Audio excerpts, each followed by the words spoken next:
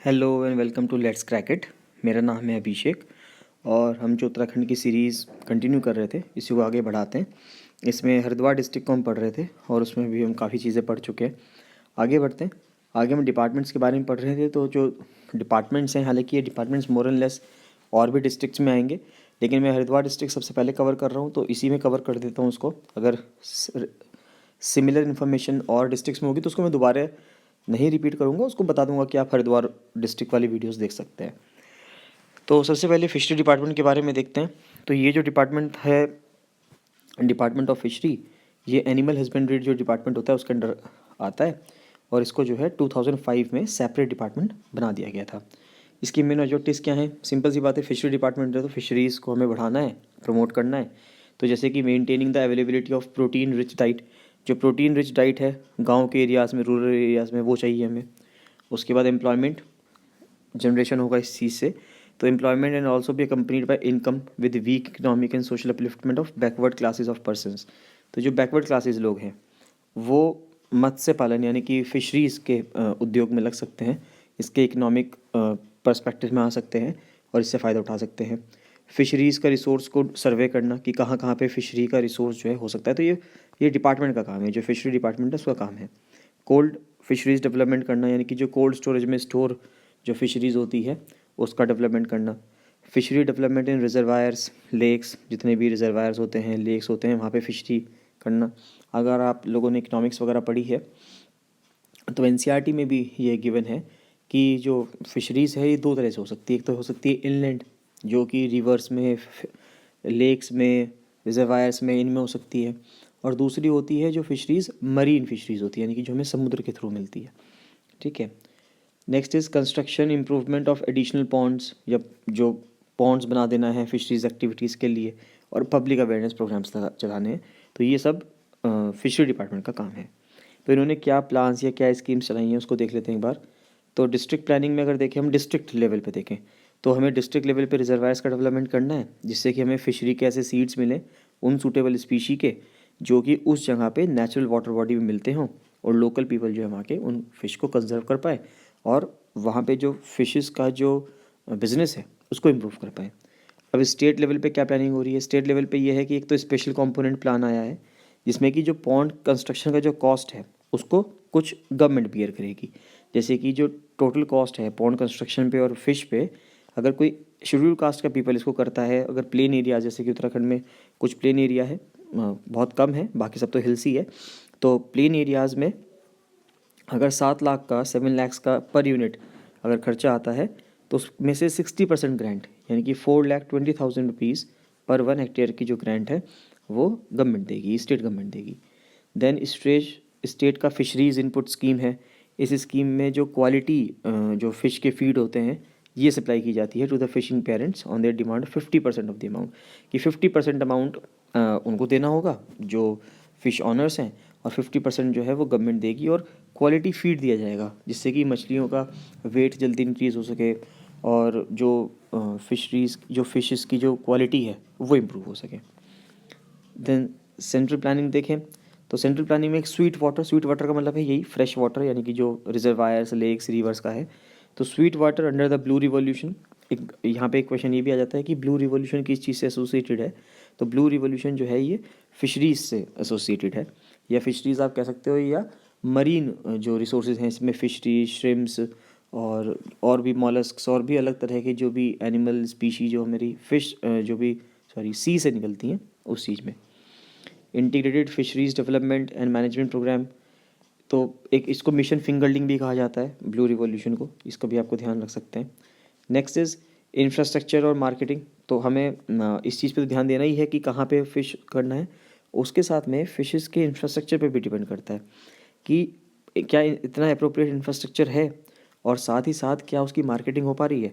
तो इसके लिए गवर्नमेंट ने क्या किया है कि बाइसिकल्स यानी कि साइकिल्स को प्रोवाइड किया गया है फार्मर्स को, जो पुअर फार्मर्स हैं उनको बाइसिकल्स दी गई हैं, जिससे कि जो उनका प्रोड्यूस है, जो कि फ़िशेज़ उन्होंने अपने गाँव में या कहीं पे भी करा, उसको वो ट्रांसपोर्ट करके ले जाके किसी आसपास के बड़े टाउन या शहर में उसको जो है बेच के आ सके। तो ये भी उन्होंने काम किया है। तो ये था, it is all about fisheries department. Next is social welfare department. तो सोशल वेलफेयर का मतलब यही होता है कि जो सोसाइटी में वीकर सेक्शंस हैं उनका वेलफेयर और उनका अपलिफ्टमेंट है। यहाँ पे जैसे कि पेंशन प्लान्स, स्कॉलरशिप्स, मैरिज के ग्रांट्स, अटल जो अकोमोडेशन है और जो टॉर्चर हरासमेंट का असिस्टेंस है, ये सब चीज़ें प्रोवाइड की जाती हैं। तो इसकी प्लान्स और स्कीम्स देख लेते हैं। जैसे कि एक तो पेंशन स्कीम्स कौन कौन सी हैं, एक है old age pension, widow pension, disability, किसान पेंशन, तिलू रोटेली स्कीम है, रौतेली जो स्कीम है ये, scholarship to SC ST OBC students, marriage grant दी जाती है SC STs को, विडोज की डॉटर को, फिर grant for Atal Awas to SC ST, provide financial help, यानी कि जो मार्जिनलाइज्ड सेक्शंस हैं सोसाइटी के उनके लिए सारी जो स्कीम्स होती हैं ये वेलफेयर, सोशल वेलफेयर डिपार्टमेंट जो है वो चलाता है। ठीक है। फिर अगर हम थोड़ा सा कॉन्स्टिट्यूशनल कॉन्टेक्स्ट देखें तो ये भी इम्पॉर्टेंट होता है, क्योंकि हमें क्वेश्चंस जो हैं डायरेक्टली ये भी पूछ लिए जाते हैं कि ये किस कॉन्स्टिट्यूशन में, किस आर्टिकल में दिया हुआ है कॉन्स्टिट्यूशन के, या ये किस चीज़ का पार्ट है, directive principles of state policy का पार्ट है, या फंडामेंटल राइट्स का पार्ट है, या फंडामेंटल ड्यूटीज़ का पार्ट है। तो we should be aware of this. तो यहाँ पे लिख रहा है कि जो आर्टिकल 46 है कॉन्स्टिट्यूशन का, तो वो हर स्टेट गवर्नमेंट को एक तरह से आप कह सकते हो डायरेक्ट करता है कि वो कुछ commitment they for the welfare of weaker sections of society, जैसे कि शेड्यूल कास्ट हो गए, डेस्टिट्यूट्स हो गए। डेस्टिट्यूट्स वो होते हैं जो बहुत ज़्यादा पुअर होते हैं, मतलब है ना, एक्सट्रीमली पुअर जो पर्सन्स होते हैं उनको डेस्टिट्यूट पीपल कहा जाता है। Window, elderly and disadvantage people. अगर हम सेंसस 2011 देखें, वैसे तो हमारे पास लेटेस्ट 2011 ही है, हालांकि 2021 की सेंसस की भी शेड्यूलिंग हो जानी चाहिए थी, लेकिन कोरोना वायरस के वजह से वो डिले हो गया। तो 2011 के सेंसस के हिसाब से उत्तराखंड की पॉपुलेशन 1,86,292 है, जिसमें SC पॉपुलेशन है 18,92,516 और ST पॉपुलेशन है 2,91,903। और लिटरेसी देखें उत्तराखंड की तो वो 79% है, जिसमें से कि मेल लिटरेसी 83% और फीमेल लिटरेसी 70.70% ये है। और अगर हम ऑल राउंड डेवलपमेंट देखें मार्जिनलाइज पॉपुलेशन का, तो वो अगर हम एक सोसाइटी को बढ़ावा देंगे और एक सोसाइटी को, एक सेक्शन ऑफ सोसाइटी को बढ़ावा नहीं देंगे, तो इससे इम्बैलेंस हो जाएगा इस सोसाइटी के अंदर, जो कि अपने आप में ओवरऑल डेवलपमेंट के लिए कहीं ना कहीं एक गैप क्रिएट कर देता है। तो इसलिए हमें सभी सोसाइटीज़ के साथ इक्विटी बनाते हुए, नॉट इक्वालिटी, इक्विटी बनाते हुए काम करना है। आप लोग ये देख सकते हैं what is the difference between equity and equality, it's a important concept. Next department आता है वेमेन एंड चाइल्ड डेवलपमेंट। तो वेमेन एंड चाइल्ड डेवलपमेंट जो डिपार्टमेंट है ये 0 से, यानी कि जो पैदा ही हुआ है अप टू 6 ईयर्स तक, जो 6 साल तक का बच्चा होता है उसको प्री स्कूल एजुकेशन दी जाती है आंगनवाड़ी सेंटर्स में। और इसके साथ साथ 6 सर्विसेज जो आंगनवाड़ी सेंटर्स हैं ये प्रोवाइड करते हैं। ये इंपॉर्टेंट है, इनको नोट कर लीजिएगा, इंपॉर्टेंट है। तो वो 6 सर्विसेज कौन सी हैं? एक तो है सप्लीमेंट्री न्यूट्रिशन, यानी कि कुछ खाने के लिए देते हैं जो आपकी न्यूट्रिशन है। सप्लीमेंट्री इसलिए कह रहे हैं क्योंकि ये माना जाता है कि जो शुरू में बच्चा होता है वो डिपेंड रहता है अपनी मदर्स मिल्क पे, तो उसके साथ में कुछ सप्लीमेंट दिया जाएगा जो कि कुछ according to WHO government of India कि 2 साल तक का बच्चा जो है वो सिर्फ और सिर्फ माँ का दूध ही पिएगा। देन आफ्टर वो सप्लीमेंट्री न्यूट्रिशन के पास भी आता है, माँ का दूध भी पीता रहेगा और कुछ गवर्नमेंट भी प्रोवाइड करेगी सप्लीमेंट्री न्यूट्रिशन। उसके बाद आता है फिर pre school non formal education. ये नॉन फॉर्मल है, अब तक बच्चे ने स्कूल में एडमिशन नहीं लिया इसलिए प्री स्कूल लिखा हुआ है। Then nutrition, health education, immunisation, ये भी देखना है कि इसको टीके वगैरह लग रहे हैं, लग रहे हैं, पल्स, पोलियो, ये सब चीज़ें चलेंगी। हेल्थ चेकअप्स होगा और रेफरल सर्विसेज होंगे। फॉर एग्जांपल अगर रेफ़र करना हो कि ये पर्सन को ज़्यादा मतलब मदर है या बेबी है कि इसको आगे किसी हॉस्पिटल में दिखाना होगा तो उसके लिए रेफ़र भी कर दिया जाएगा। तो उसके लिए कुछ स्कीम्स हैं जो चल रही हैं, ये डिपार्टमेंट चला रहा है। जैसे कि एक तो नंदा गौरा स्कीम चल रही है, 2017-18 से चल रही है ये, कि 1 जुलाई 2017 के बाद जो भी लड़की पैदा हो रही है उसको ये बेनिफिट मिलेगा। फिर एक टेक होम राशन स्कीम है कि आप राशन लेके घर पे जा सकते हैं। तो ये सभी प्रेग्नेंट लेडीज़ को मिलता है और बच्चों को मिलता है जो 6 महीने से लेके 3 साल तक के होते हैं। ठीक है। फिर एक बेटी बचाओ बेटी पढ़ाओ योजना चलाई थी गवर्नमेंट ऑफ इंडिया ने। ये जो डिक्रीजिंग सेक्स रेशो था, यानी कि जो हमारा मेल टू फीमेल रेशो या female child to male child का जो रेशो था, जो डिक्रीज़ होना चाह रहा था, उस डिक्रीज़ को रोकने के लिए, उस सेक्स रेशो को बढ़ावा देने के लिए इस स्कीम को लाया गया। उसके बाद फिर आता है खादी एंड विलेज इंडस्ट्री। तो अगर हम उत्तराखंड का khadi and village industries board देखें, ये 2002 में इस्टेब्लिश हुआ था। फिर जो खादी एंड विलेज इंडस्ट्री है क्रिएट मैक्सिमम एम्प्लॉयमेंट, बहुत ज़्यादा एम्प्लॉयमेंट बनाता है क्योंकि ये MSME सेक्टर में आता है, micro small and medium enterprise में।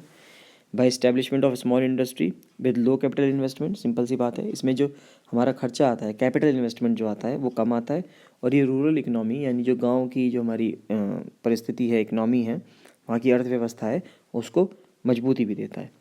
इसकी अगर प्लान्स एंड स्कीम्स देखें तो काफ़ी ज़्यादा हैं। तो आप देख सकते हैं, इसे एक तो सबसे इम्पॉर्टेंट है कि prime minister's employment generation programme MEPGP। तो ये जो है, ये क्या कहता है, ये कहता है कि जो सेल्फ एम्प्लॉयमेंट है ये गवर्नमेंट ऑफ इंडिया स्पॉन्सर कर रही है। साथ ही साथ ये इम्प्लीमेंट की जाएगी स्टेट के अंदर यानी उत्तराखंड के अंदर 3 एजेंसीज़ के द्वारा। वो एजेंसीज़ कौन कौन सी हैं? ये तीनों एजेंसीज़ कोऑर्डिनेशन में काम करती हैं, जैसे कि district industry centre, khadi and village industry commission और Uttarakhand khadi and village industry board. फिर गवर्नमेंट ऑफ इंडिया ने नॉमिनेट भी किया है जो khadi and village industry commission है उसको नोडल एजेंसी, कि आप इसको इम्प्लीमेंट करेंगे नेशनल लेवल पे, KVIC को। और गवर्नमेंट ऑफ इंडिया ने ये भी डिसाइड किया है कि ये जो तीनों एजेंसीज़ हैं जो अभी ऊपर बोली, district industry centre, khadi and village industry commission और Uttarakhand khadi and village industry board, ये 40:30:30 यानी कि टोटल आप करेंगे तो 100 आ जाएगा। ये तीनों एजेंसीज जो हैं इसी लेवल पे इतने इतने परसेंटेज के हिसाब से खर्चा करेंगी। तो तीनों एजेंसीज़ क्या करती हैं, टारगेट एलोकेट कर लेती हैं और उस हिसाब से फिर ये काम करती है। तो जो उत्तराखंड का khadi and village industry board है, ये रूरल एरिया में इस स्कीम को इम्प्लीमेंट करता है। तो लोन मिलता है इसमें, अगर आप 25 लाख तक का कोई भी सैंक्शन करवाते हैं, ठीक है, 25% of the project cost as margin money is made available to beneficiary of general category. तो जनरल कैटेगरी के पर्सनस को भी बेनिफिट मिलता है। और 35% मार्जिन मिलता है तो SC ST।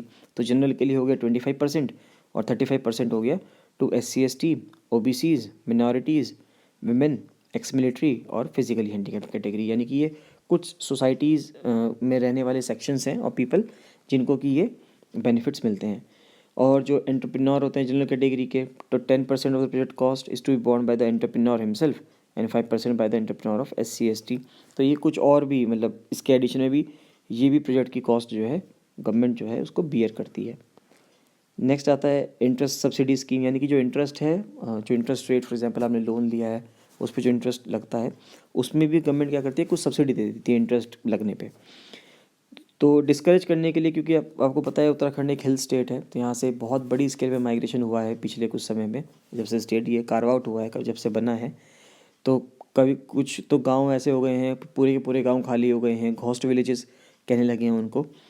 अब लेकिन पैंडमिक के चलते हुए वापस वहाँ पे लोग आए हैं, तो जिससे कि वो गांव वापस से आबाद हुए हैं। अब वहाँ पे वापस से लोग आ गए हैं और उनका कहना है कि शायद अब वे नहीं जाएंगे उनको छोड़ के। बाकी देखते हैं कि वो लोग वहीं रहते हैं या छोड़ के जाते हैं, ये आगे आने वाले समय में ही पता चलेगा। तो इंटरेस्ट सब्सिडी स्कीम देखते हैं, इसमें क्या कह रहे हैं। वो कह रहे हैं कि with a view to discourage the migration को डिस्करेज करने के लिए, जो रूरल, जो गांव का एजुकेटेड पढ़ा लिखा यूथ है टू अर्बन एरियाज़, और अनएम्प्लॉयमेंट की प्रॉब्लम को सॉल्व करते हुए, तो एक फाइनेंशियल असिस्टेंस लाई जा रही है rural individual entrepreneurs to the tune of 5 lakhs by the banks. तो बैंक जो है 5 लाख रुपये तक का फाइनेंशियल असिस्टेंस प्रोवाइड करेंगे। और इस स्कीम के तहत जो रेट ऑफ इंटरेस्ट है वो करीब करीब 4% के आसपास रहेगा, और 10% तक ये मैक्सिमम जाएगा, है ना। Under this scheme over and above rate of interest of 4% which is subject to 10% will be exempted and borne by the government as interest subsidy. तो वो इंटरेस्ट की सब्सिडी के हिसाब से इनको दिया जाएगा। कमर्शियल बैंक्स हो गए, कमर्शियल बैंक्स जैसे कि SBI, PNB, ये सब कमर्शियल बैंक्स हैं। रीजनल रूरल बैंक्स, इनको RRBs भी कहा जाता है। ये लोन्स को जो है प्रोवाइड करेंगी ये पर्सनस को। तो this scheme will remain in operation for a period of 5 years, करीब करीब 5 साल तक रहेगा। So thank you. Next video में हम कोऑपरेटिव डेवलपमेंट जो है ये हम नेक्स्ट वीडियो में कंटिन्यू कर लेंगे। वीडियो में चाह रहा हूँ काफ़ी लंबी ना हो, जिससे कि आप लोग का मोटिवेशन बना रहे और आप इसी तरीके से पढ़ते रहें।